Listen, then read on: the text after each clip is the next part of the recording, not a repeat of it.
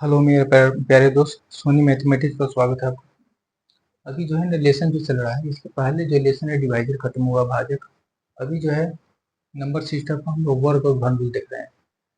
वर्ग और घनमूल में बीच शॉर्ट ट्रिक पता अगर है, क्योंकि हर मैथमेटिक्स का शॉर्ट ट्रिक कहीं ना कहीं होता है। एग्जाम में अगर मैक्सिमम क्वेश्चन मैथ का पूछा जाता है तो उसमें कम से कम 80 से 90% ऐसे क्वेश्चन होते हैं जो शॉर्ट ट्रिक के माध्यम से बनाया जा सकता है। अगर वो पता है तो कम से कम समय में आप बना सकते हैं, क्योंकि अगर 100 क्वेश्चन पूछता है मैथ का तो उसके लिए जो है अगर ट्रिक पता हो तो आधा से पौने घंटा में 1 मिनट में ये क्वेश्चन इसके अंडर में बना सकते हैं, अगर उसका तरीका पता हो तो। अगर तरीका नहीं पता हो तो डिस्क्रिप्टिव में जाएंगे तो फिर वो बनाते रह जाएंगे। ठीक है, तो हर एक क्वेश्चन का जो है कुछ कंडीशन होता है, कुछ शॉर्ट ट्रिक होता है। कैलकुलेशन फास्ट करने के लिए जो कंडीशन होते हैं वो जो है उस टाइप के क्वेश्चन ही पेपर में पूछे जाते हैं। कुछ क्वेश्चन है जो फंसाने के लिए पूछा जाता है, टाइम किलिंग के लिए पूछा जाता है, तो उसको साइड करना होता है। किसका ट्रिक बनेगा किसका नहीं बनेगा इसको देख करके छोड़ना होता है। ठीक है, तो अभी हम देखेंगे कुछ सभी जो भी क्वेश्चन है मैथ का सभी हम ट्रिक के विषय देखेंगे। अभी जो है ना घन और घनमूल वर्ग और घन से रिलेटेड क्वेश्चन दिख रहा है। जब इकाई पर 5 हो, जब इकाई पर 5 हो तो उसका वर्ग कैसे हम निकालेंगे। जैसे क्वेश्चन लिया हमने 45 के स्क्वायर, 45 के स्क्वायर में 45 गुना 45 दो बार मल्टीप्लाई करना है। दो बार मल्टीप्लाई करने की जरूरी नहीं, अगर इकाई पर 5 है किसी भी संख्या, कितना भी बड़ा संख्या क्यों ना हो, उसको हम चुटकियों में बना सकते हैं अगर ये तरीका पता हो तो। जब इकाई पर 5 हो तो डायरेक्ट जो है 25 लिखना है।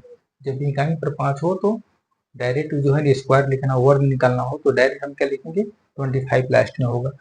और पहले जो संख्या बचेगा 5 हटाने के बाद जो बचेगा 4, जो संख्या बचेगा उसमें एक बढ़ाकर उसी संख्या को मल्टीप्लाई कर देंगे।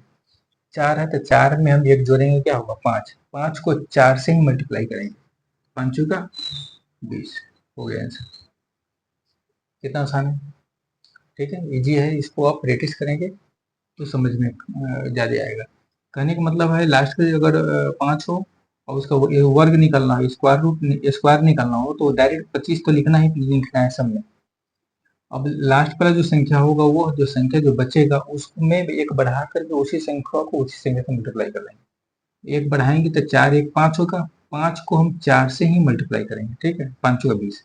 और यहाँ पर वही है 25, 105 है, 105 का स्क्वायर दिया हुआ तो 25 लिख दिया। और लास्ट में क्या बचा 10 बचा, 10 में एक जोड़ेंगे तो 11 होगा, 11 को 10 में गुना करेंगे, 11 को बढ़ा करके इसी 10 में गुना कर देंगे, उसमें एक जोड़ करके उसी संख्या में गुना कर देना। 10 में एक जोड़ेंगे 11 होगा, 11 गुने 10, 11 गुने 10 110 हो गया आंसर। अब यह देखते हैं 115 है, 25 होगा।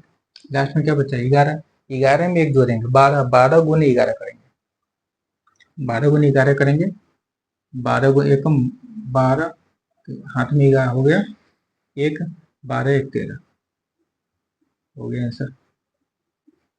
आगे देखेंगे, यहाँ भी 205 है, इसका स्क्वायर निकालना है, 25 होगा, लास्ट में 25 होगा ही होगा, फिक्स है।